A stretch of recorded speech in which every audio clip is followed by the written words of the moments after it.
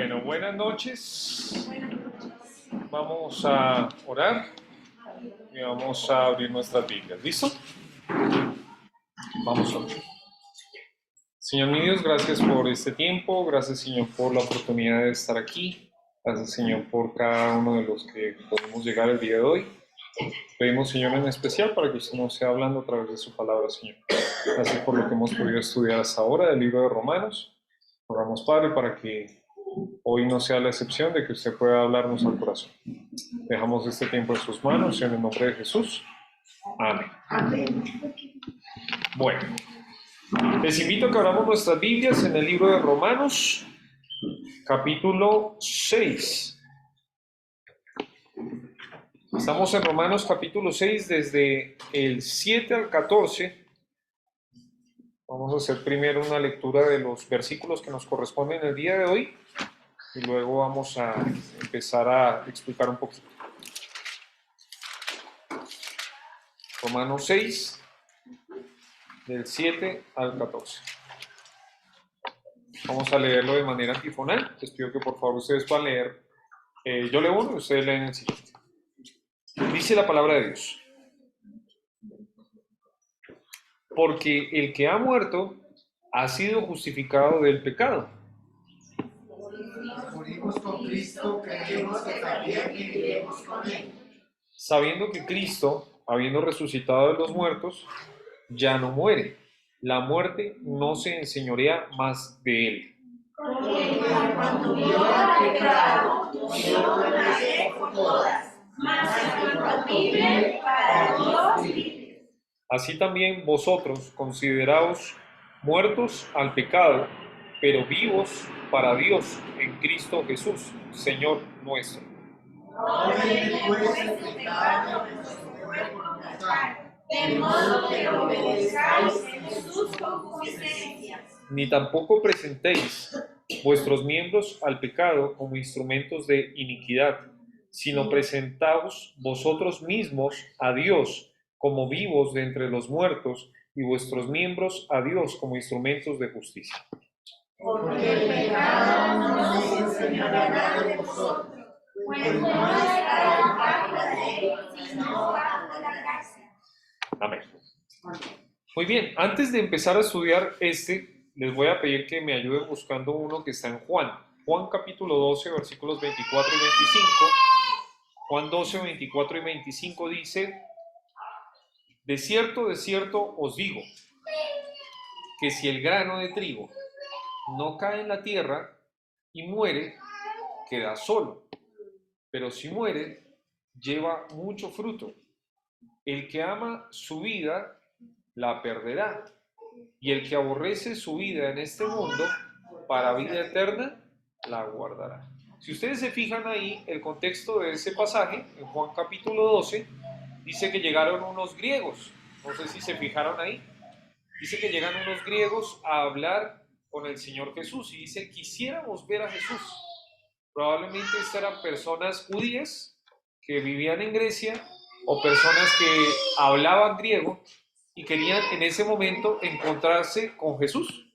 Y cuando llegan y hablan con el Señor Jesús llega y dice algo, dice: ahora ha llegado la hora, hablando acerca de su muerte, ¿sí? Él está dando un contexto de que está próximo a morir.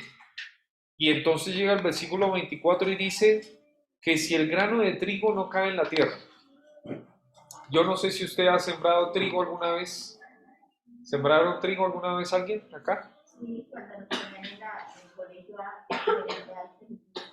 Ok. A usted le pusieron a sembrar trigo. Yo creo que a la mayoría acá en Bogotá fueron frijoles. Y hemos podido ver cómo se siembra.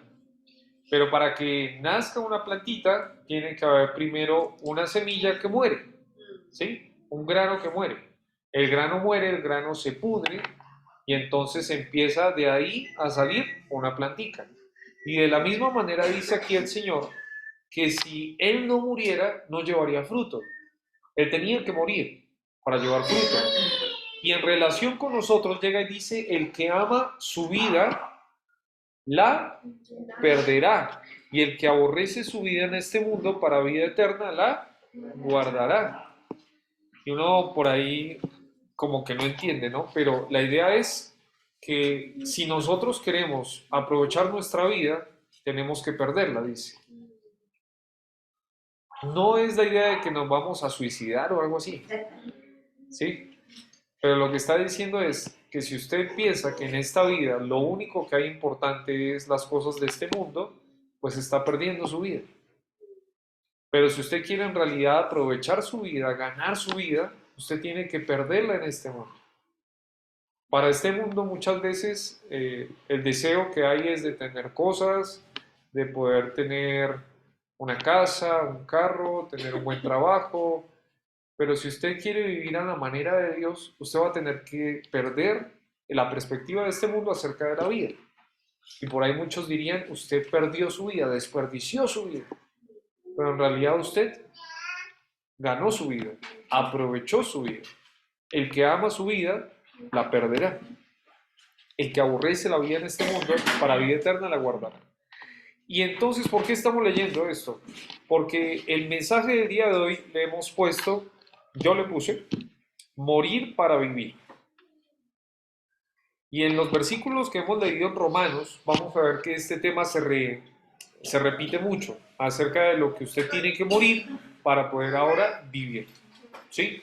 Y tenga por ahí en su mente la idea de ese granito que se murió para salir una plantica, ¿sí?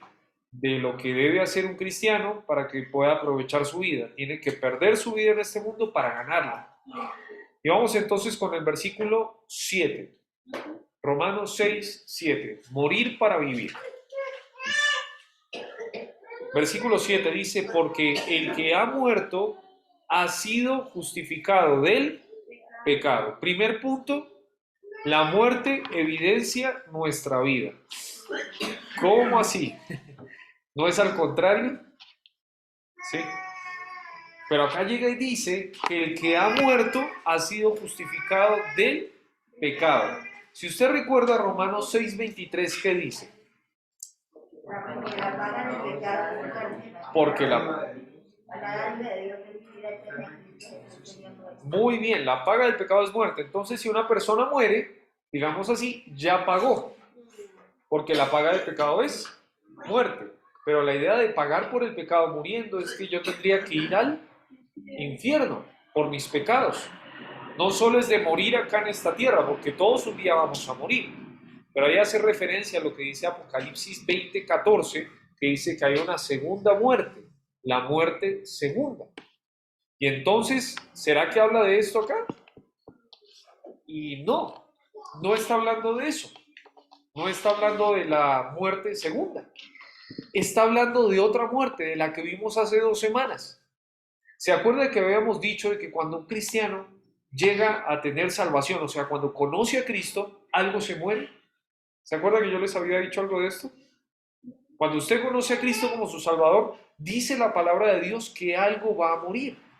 Si usted se fija, lo habíamos leído, capítulo 6, versículo 2, por ejemplo. En ninguna manera, porque los que hemos muerto al pecado, ¿sí? En el versículo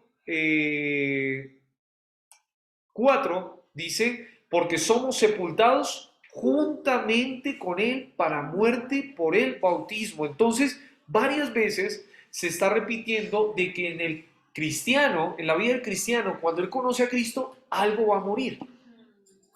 Entonces, si llegamos al 7, no nos está hablando de la muerte segunda, nos está hablando de esa muerte que ha estado hablando en los primeros 6 versículos, de una muerte que ha pasado cuando usted conoció a Cristo como su Salvador. Y yo le quiero hacer recordar lo que habíamos dicho. Habíamos hablado, por ejemplo, en el versículo 1, que un cristiano no persevera en el pecado. Pablo llega y dice, ¿qué pues diremos? ¿Perseveraremos en el pecado? ¿Cómo persistiremos en el pecado? Y él llega y dice, en ninguna manera. Un cristiano, un verdadero cristiano, no persevera en el pecado. Eso no significa que no peca. Eso no está diciendo. Lo que sí está diciendo es que un cristiano no tiene una práctica continua ¿de qué? De pecado. Si me acompañan por favor al libro de Primera de Juan, capítulo 3, versículos del 8 hasta el 10, Vamos a leerlo. Yo quiero que ustedes recuerden ese pasaje. Es un pasaje importante de la Escritura. Dice Primera de Juan 3, 8 al 10. El que practica el pecado es del diablo, porque el diablo peca desde el principio. Para esto apareció el Hijo de Dios, para deshacer las obras del diablo. Todo aquel que es nacido de Dios no practica el pecado, porque la simiente de Dios permanece en él y no puede pecar porque es nacido de Dios. En esto se manifiestan los hijos de Dios y los hijos del diablo. Todo aquel que no hace justicia y que no ama a su hermano no es de Dios. ¿Qué podemos decir? Que un verdadero creyente no practica el pecado. Y agrega algo más: ama a su hermano. ¿Esos son evidencias de que en realidad usted conoció a Jesús? No a un Jesús informativo, no a un Jesús religioso, sino al verdadero Jesús. Si usted en realidad conoce a Cristo, usted no va a practicar el pecado. Y entonces volvemos a Romanos, y en Romanos llega y dice, porque el que ha muerto. ¿Qué murió? Nosotros habíamos visto que hacía referencia a Romanos 5, capítulo 12. Dice como que el pecado entró en el mundo por un hombre y por el pecado la muerte, así la muerte pasó a todos los hombres por cuanto todos pecaron. Hay algo que pasó a nuestros hijos y va a pasar a nuestros hijos y a nuestros hijos. Se llama naturaleza pecaminosa. ¿Eso de quién lo recibimos? De Adán. Lo hemos recibido de Adán. Y cuando Adán pecó, él pasó a toda su descendencia esa naturaleza pecaminosa. Nosotros pecamos porque nacimos pecadores. El bebé que peca es porque tiene naturaleza pecaminosa y metida.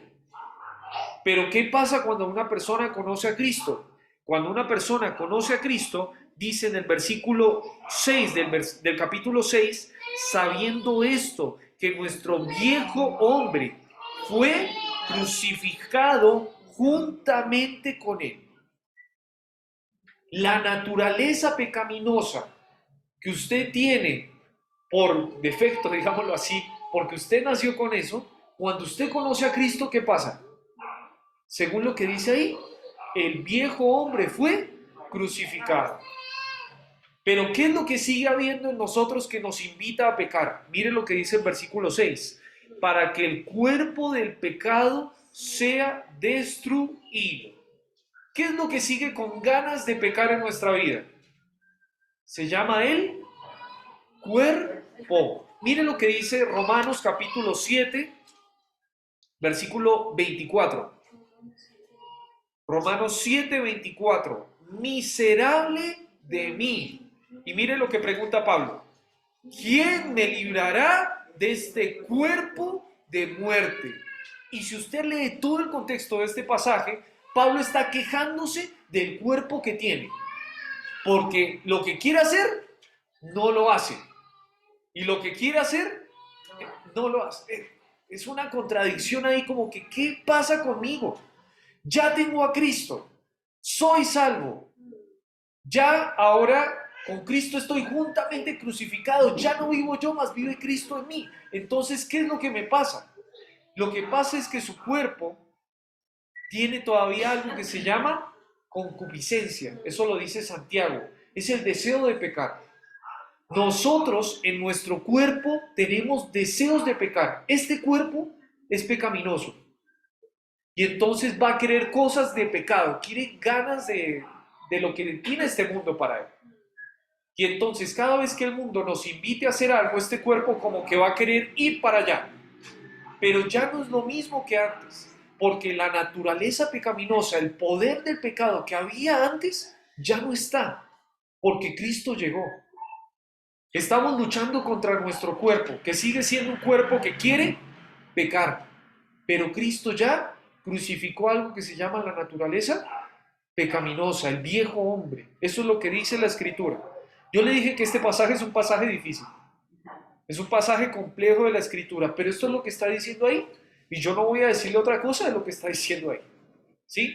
Y ahí llega y dice en el versículo 7 del capítulo 6, porque el que ha muerto ha sido justificado del pecado.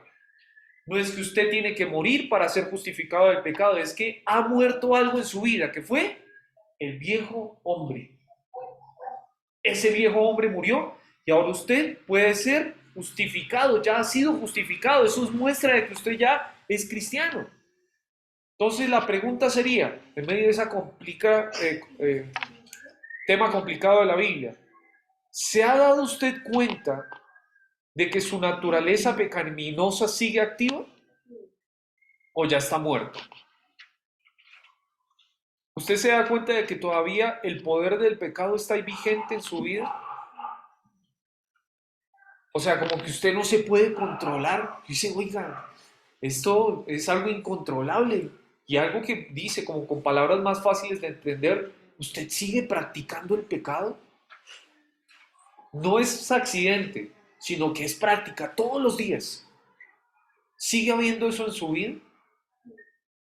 Porque usted, si practica el pecado, la Biblia dice que usted es del diablo. No que el cristiano no peque. Muchas veces vamos a pecar siendo guiados por lo que nos pide nuestro cuerpo, por las tentaciones de este mundo. Pero el verdadero creyente ya no está sujeto al señorío del pecado en su vida. ¿Sí? Espero que me entienda. Igual si usted no entiende algo, le pido por favor que se acerque, podemos charlarlo, podemos estudiarlo ahí con la escritura. Pero entonces, primer punto, la muerte evidencia nuestra vida. ¿La muerte de qué? De nuestra naturaleza pecaminosa. Evidencia de que en realidad ahora tenemos a Cristo como Salvador, evidencia esa vida nueva. Segundo, la muerte y vida de Cristo. Versículos 8, 9 y 10. Mire lo que dice la palabra de Dios. Y si morimos con Cristo, creemos que también viviremos con Él, sabiendo que Cristo, habiendo resucitado de los muertos, ya no muere.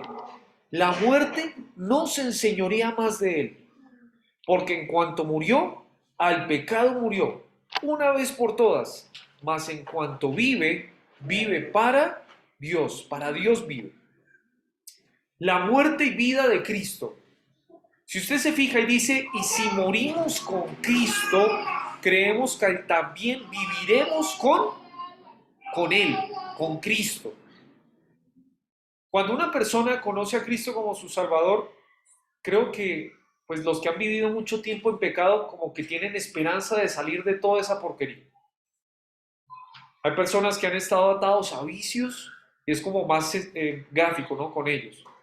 Personas que no han podido dejar de fumar, personas que no han podido dejar de, no sé, de fornicar, tantas cosas horribles, de mentir. Pero cuando llega Cristo a la vida tienen esperanza de que ya no va a ser igual. Dice, y si morimos con Cristo. La idea de que ahora creo en Cristo esperando de que ahora ya no siga viviendo esta vida de pecado. Pero ahora creemos que también viviremos con Cristo. Está relacionando la muerte de Cristo y la resurrección de Cristo con nosotros. Él dice acá, Pablo le dice a la iglesia en Roma, de que ahora usted también va a ir a Cristo, no solo porque va a dejar el pecado, sino que va a tener una vida nueva, así como Cristo. Cristo resucitó, tiene vida nueva. Cuando nosotros conocemos a Cristo, dice que ahora murió algo, murió la naturaleza pecaminosa, murió el poder del pecado, pero ahora vamos a tener vida nueva y nos acercamos a Cristo pensando esto. Mire lo que dice el versículo 9, sabiendo. Cuando dice sabiendo, es considerando, como reflexionando en esto. ¿Qué fue lo que pasó con el Señor Jesús? Versículo 9. Que Cristo, habiendo resucitado de los muertos, ¿qué cosa? Ya no muere. El Señor Jesús resucitó de los muertos y al haber resucitado de los muertos, Él ya no va a morir más. Ya el poder del pecado para hacerlo morir ya no tiene efecto. Él entregó su vida en realidad porque el pecado nunca estuvo en Él. Pero en Hechos capítulo 2, versículo 24, Miren lo que dice la palabra de Dios. Hechos 2, capítulo 24, dice de la siguiente manera: al cual Dios levantó, suelto los dolores de la muerte, por cuanto que era imposible que fuese retenido por ella. Es imposible que sea retenido por la tumba, por la muerte. La muerte estaba atrapando al Señor Jesús por un tiempito nada más, pero en realidad es imposible, porque es la vida. El creador de vida estaba ahí entregando su vida. Era imposible que estuviera ahí metido. Pero ahora, pensando en esto, dice que Cristo ya no muere. ¿Qué aplicación tiene para nosotros? Vamos a hacer como un cuadro comparativo. El creyente ahora tiene vida nueva. ¿Y sabe qué? Al tener vida nueva, ya no qué, ya no muere. Al igual que Jesús, el creyente ya no muere. No es que usted no va a morir físicamente, sino que usted ya no va a morir eternamente. El creyente ya no muere, así como Cristo. No vamos a ir al infierno, aquellos que tenemos a Cristo como Salvador. Sigue ahí el pasaje y habla en el versículo 9. La muerte no se enseñorea más de él, porque en cuanto murió, al pecado murió una vez por todas. Frenamos ahí. La palabra de Dios dice que la muerte no se puede enseñorear más de quién. ¿De quién está hablando? Ahí está hablando por el contexto de una persona que se llama Jesús. Está hablando de Jesús. Dice que la muerte no se puede enseñorear más de Cristo.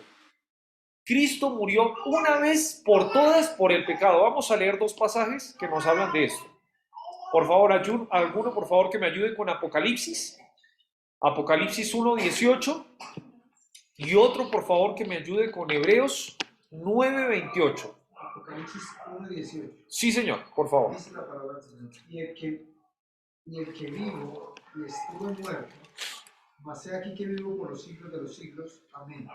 Y tengo las llaves de la muerte y del Hades. La palabra de Dios dice que uno que estuvo vivo, que está vivo, pero que estuvo muerto. Mas he aquí vivo por los siglos de los siglos. Y ahora él tiene las llaves ¿de qué? De la muerte y del Hades. La muerte no se enseñorea de Cristo. Cristo se enseñorea sobre la muerte. ¿Sí? Eso es lo que dice la Escritura. Hebreos capítulo 9, versículo 28. ¿Qué dice?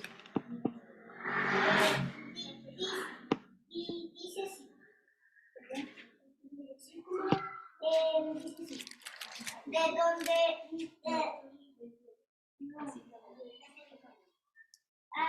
así también Cristo fue ofrecido una sola vez para llevar los pecados de muchos, y aparecerá por segunda vez sin relación con el pecado para salvar a los que esperan. La palabra de Dios dice que Cristo ¿cuántas veces fue ofrecido? Una sola vez. Y acá llega en Romanos, dice que ¿cuántas veces murió Cristo? Una sola vez. La naturaleza caída que tenía el creyente sobre él ya no lo domina. Como le estaba diciendo ahorita, el poder del pecado ya no es como antes. Sigue viviendo en un mundo de pecado. Sigue siendo tentado por el pecado. Pero ya no tiene el poder del pecado sobre usted. Eso es lo que dice la Biblia. De la misma manera que Cristo. Cristo se enseñorea sobre la muerte. No la muerte se enseñorea sobre Cristo. ¿Sí? Y uno más. Miren lo que dice en el versículo 10. Porque en cuanto murió, al pecado murió una vez por todas. Mas en cuanto vive, para Dios vive. Cristo está vivo y vive para Dios. Él vive para Dios.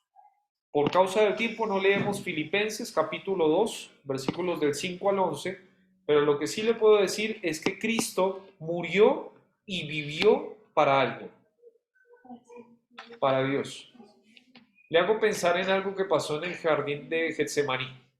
¿Se acuerda que el Señor estaba muy triste? Y dice que en medio de su tristeza dice algo.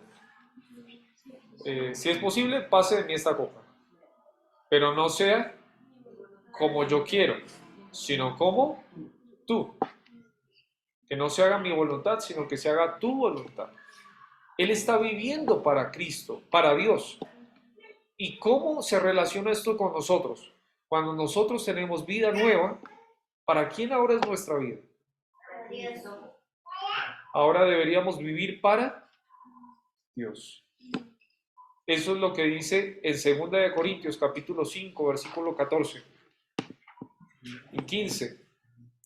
Pensando en esto, que si uno murió por todos, luego todos murieron, y por todos murió para que los que viven ya no vivió para sí, sino para aquel que murió y resucitó por ellos.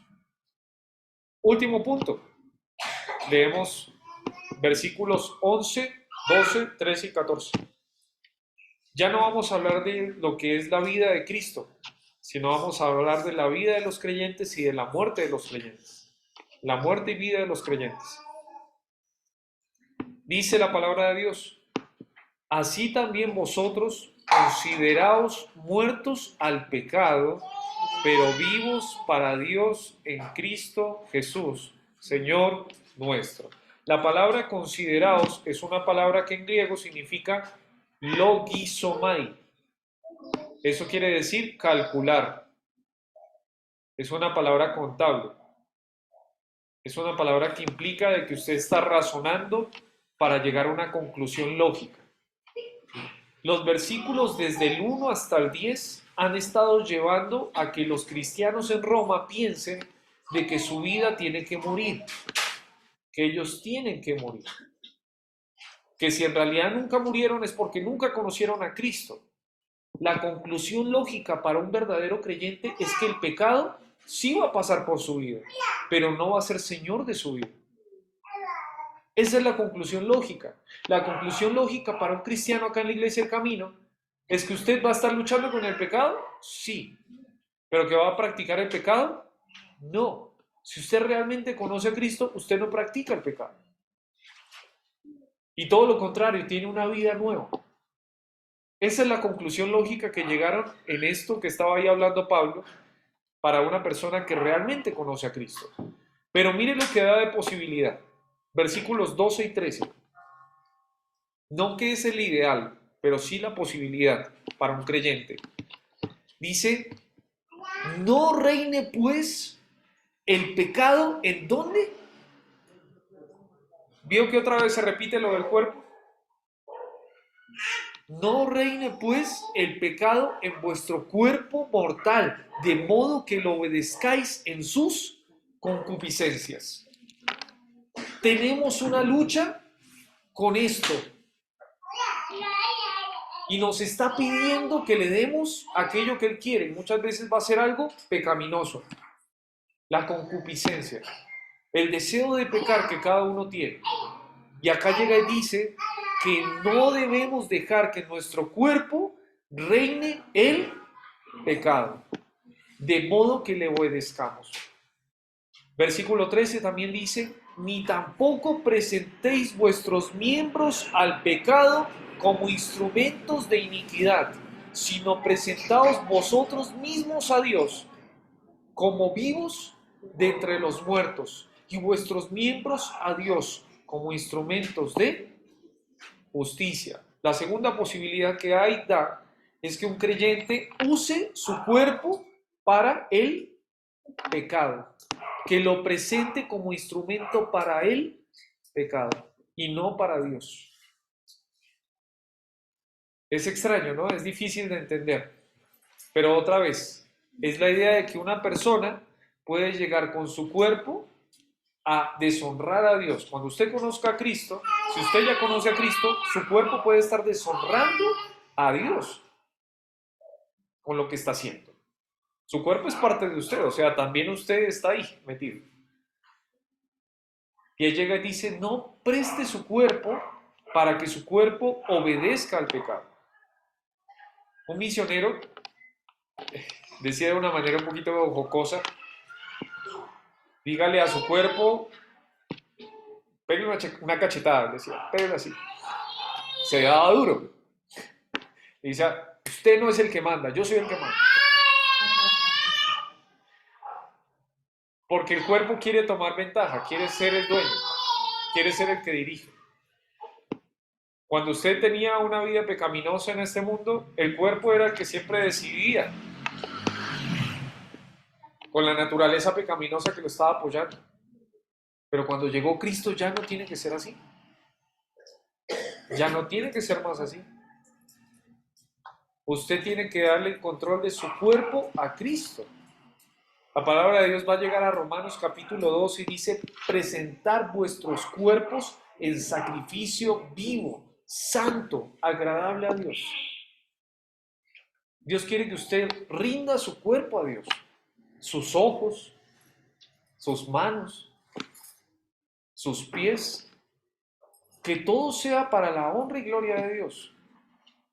Ahora usted acá adentro tiene el Espíritu Santo.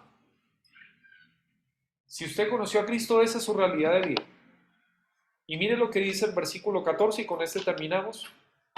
Versículo 14, porque el pecado no se enseñoreará de vosotros, pues no estáis bajo la ley, sino bajo la gracia. ¿Sabe a qué hace referencia eso? A un tiempo que pasó. Antes de que Cristo llegara al mundo, lo que dominaba era algo que se llamaba la ley. La ley mosaica marcaba muchas cosas que usted tenía que hacer, pero no le daba una nueva naturaleza. Por lo tanto, entonces seguíamos con el viejo hombre. El viejo hombre seguía ahí. Pero cuando llega Cristo a este mundo y el Espíritu Santo que Él ahora manda, dice que Él da una nueva naturaleza. Aquel que está en Cristo, nueva criatura es. Las cosas viejas pasaron. He aquí, todas son hechas nuevas. Ya no estáis bajo la ley, sino estáis bajo la gracia. Estamos bajo la gracia. Ahora usted tiene al Espíritu Santo que le puede ayudar a vivir una vida diferente. Yo quiero que usted piense, hemos hablado de muchas cosas que son temas muy doctrinales, un poquito difíciles, pero quiero hacerle solo pensar que otra vez el tema principal de este pasaje es que el verdadero creyente tiene que vivir en una nueva realidad de vida. No puedo pensar que una persona que dice que conoce a Cristo está viviendo en pecado siempre. Práctica de pecado todo el tiempo. Eso no es una conclusión lógica. Hay algo que está mal. Hay algo que no concuerda. ¿Cómo así que todos los días viene a la iglesia y se sienta y sale y sigue pecando? Hay algo que está mal. Porque aquel que conoce a Cristo, nueva criatura es. ¿Que le cueste vivir el pecado? Sí, claro, porque está alrededor de pecado, le están proponiendo pecado, su cuerpo quiere pecar. Miserable de mí, ¿quién me librará de este cuerpo de muerte? Hasta que lleguemos al cielo, ya no vamos a tener este cuerpo, sino que vamos a tener un cuerpo glorificado, un cuerpo nuevo. Pero aquel que conoce a Cristo no vive en pecado. Hay cosas que por ahí no entendemos, pero gracias a Dios que 2 Corintios 5:21 dice que al que no conoció pecado, por nosotros lo hizo pecado, para que nosotros fuésemos hechos justicia de Dios en él. Cristo llegó a ser en la cruz lo que nosotros somos, a fin de que nosotros pudiéramos llegar a ser lo que Él es. Cristo se hizo pecado por nosotros, para que nosotros pudiéramos llegar a ser justos. Y gracias a Dios por ese amor tan grande. Vamos a terminar, vamos a orar. Padre Celestial, gracias damos, mi Dios, por este tiempo. Padre, hay pasajes de la Escritura que son más difíciles que otros. Pero entendemos que en medio de nuestra vida Tenemos un cuerpo, tenemos un alma, tenemos un espíritu. Gracias a usted por su Espíritu Santo que ahora ha venido a morar en nuestra vida cuando confiamos en Cristo como nuestro Salvador. Pero entendemos que seguimos luchando con un cuerpo que quiere pecar. Hasta que usted nos dé nuestro nuevo cuerpo, este cuerpo va a seguir teniendo ese anhelo. El anhelo de ir tras las cosas de este mundo. Y miserable de nosotros que estamos viviendo con este cuerpo. Pero gracias damos a Cristo que nos puede dar la victoria. Gracias, Padre. Como dice el Salmo, ordena mis pasos con tu palabra y ninguna iniquidad se enseñoree de mí. Pero pido, Señor, por aquellos que están aquí, Señor, que no estemos convencidos de algo que en realidad nunca ha pasado. De que si en realidad ellos nunca han confiado en Cristo como su Salvador, que usted les dé esa convicción de pecado, que les haga darse cuenta de que en realidad algo no está bien. Porque aquel que tiene a Cristo vive una nueva vida. Pedimos por los que estamos aquí, por los que vienen los días domingos, los días sábados, los que confiesan decir que conocen a Cristo, que en realidad ellos se den cuenta de que Cristo es su Salvador. Y si no lo es, que también se den cuenta. Gracias por este tiempo. Oramos por lo que va a ser también el regreso a nuestras casas, que usted nos guíe conmigo. En el nombre de Jesús. Amén. Amén. Anuncios. Vamos a dar unos anuncios antes de concluir. Vamos a recoger la ofrenda también.